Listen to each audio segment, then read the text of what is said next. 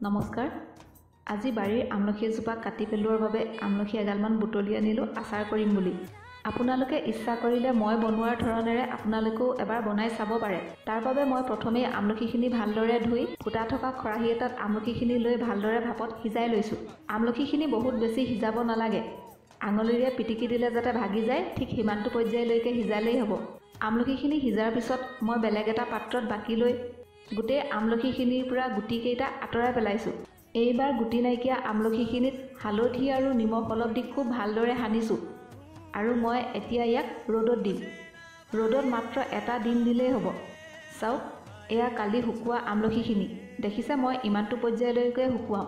ইয়াতকৈ অধিক বেছি শুকুৱালে কিন্তু আমলখিখিনি টান হৈ যাব এইবাৰ মই এখন কেৰাহীত মছলাখিনি ভাজি ল'ম এইখিনি মছলা মোৰ ভাজি থোৱাই আছিল কিন্তু বহুত দিন হোৱাৰ বাবে মই আকৌ এবাৰ অলপ গৰম কৰি লৈছোঁ ইয়াত মই পুনৰ চফ অলপ দি দিছোঁ কিয়নো আগৰ আচাৰ মছলাখিনিত মোৰ চফৰ পৰিমাণটো কম আছিল এই মছলাখিনিৰ উপৰিও মই সৰিয়হ অলপো ভাজি লৈ ভালদৰে গুড়ি কৰি লৈছোঁ চাওক এয়া মোৰ মছলাৰ গুড়িখিনি আৰু এয়া সৰিয়হৰ গুড়িখিনি এইবাৰ একেখন কেৰাহীতে মিঠাতেল অলপ দি ভালদৰে গৰম হ'বলৈ দিলোঁ তেলখিনি গৰম হোৱাৰ পিছত মই তাত অলপ কালজিৰা দি দিলোঁ কালজিৰাৰ গোন্ধ ওলাওঁতে মই যিখিনি আমলখি ৰ'দৰ পৰা আনি থৈছিলোঁ সেই আমলখিখিনি মই ইয়াত দি প্ৰায় 10 মিনিটমান সময় ভাজি থাকিম যাতে আমলখিৰ গাত যদি অলপো পানী আছিল সেই পানীখিনি যাতে ভাপ হৈ উৰি যায় আৰু আমলখিৰ আচাৰ ভালে ৰাখিবলৈ হ'লে এনেকুৱা কৰিবই লাগিব কিয়নো আমলখি পটককৈ বেয়া হয় আমলখিখিনি মোৰ ভাজি হৈ গৈছে এইবাৰ মই এখন কেৰাহীত আকৌ অলপ মিঠাতেল গৰম কৰি ল'লোঁ একেবাৰে ধোঁৱা ওলোৱালৈকে মই গৰম কৰা নাই যাতে তাৰ কেঁচা গোন্ধটো নাইকিয়া হয়